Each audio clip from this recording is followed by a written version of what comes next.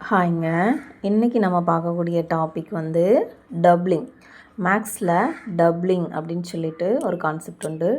Doubling அப்படின்னாலே double பண்ணுறது அப்படின்னா, டப்ளிங்னா என்ன அப்படின்னா adding the same to it self.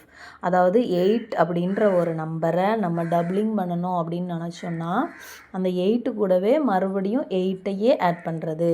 அதுதான் adding the same to it self. அந்த நம்பர் கூடயே அதே நம்பரை ஆட் பண்ணால் நமக்கு என்ன கிடச்சிரும்? டப்ளிங் கிடச்சிரும். 8 + 8 16. இது வந்து ப்ளஸில். சரிங்களா? இப்போ இது மல்டிப்ளையில் டப்ளிங் எப்படி பண்ணலாம்? 8 எந்த நம்பர் கொடுத்துருக்கோமோ அந்த நம்பரை 2ஆல் மல்டிப்ளை பண்ணால் உங்களுக்கு என்ன கிடச்சிரும்? டப்ளிங் கிடச்சிரும். டபுள் பண்ணுறது, நம்பரை 2 மடங்காக அதிகரிக்கிறது. இதுதான் டப்ளிங்னா மீனிங். ஆனால் இதில் முக்கியமான ஒரு பாயிண்ட் இருக்குது. என்ன அப்படின்னா, எந்த நம்பராக வேணாலும் இருக்கட்டும், ஆட் நம்பர் இல்லைனா ஈவன் நம்பர், எனி நம்பராக இருக்கட்டும். ஃபார் எக்ஸாம்பிள் 1 2 3 எனி நம்பர் எடுத்துக்கோங்க.